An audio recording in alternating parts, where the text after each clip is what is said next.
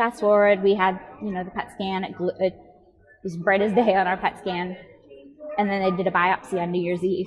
Not exactly how I envisioned New Year's Eve in 2016, or 2015.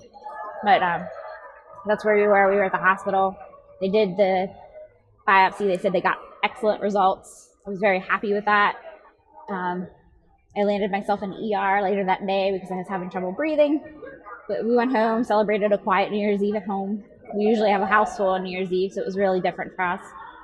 And then we got the call saying that those biopsies were of awful quality and they needed to do the surgery to determine if it was lung cancer or if it was metastatic breast cancer. And at that point, I didn't know what I was wishing for. But they went ahead and ordered the surgery, and they did that on January 13th, 2016. And I have to say it was probably the worst surgery of my entire life. It was just awful. They went in through my side. It was a Matt's wedge resection, and they removed the nodule from my lung. They got clear margins, determined it was metastatic breast cancer.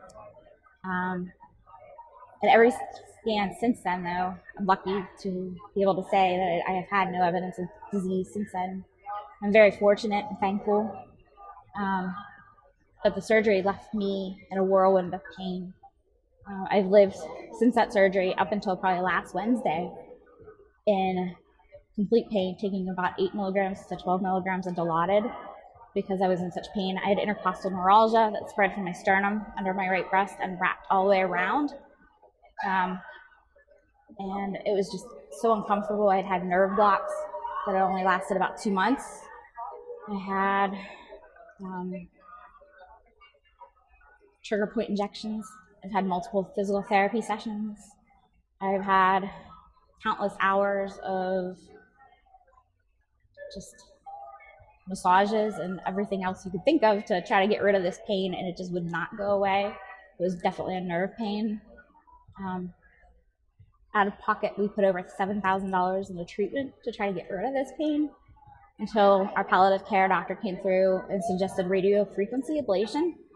And I had that surgery last Wednesday, and they went in and did the procedure. And I'm not gonna lie, it wasn't a pleasant procedure, but it seems to have taken away probably about 75% of the pain. So, and I'll take that because the pain was pretty intense. And it's nice not to have to rely on opioids all the time and not have to take as much of the Dilaudid that I was taking. So, but I'm proud to be here and just thankful.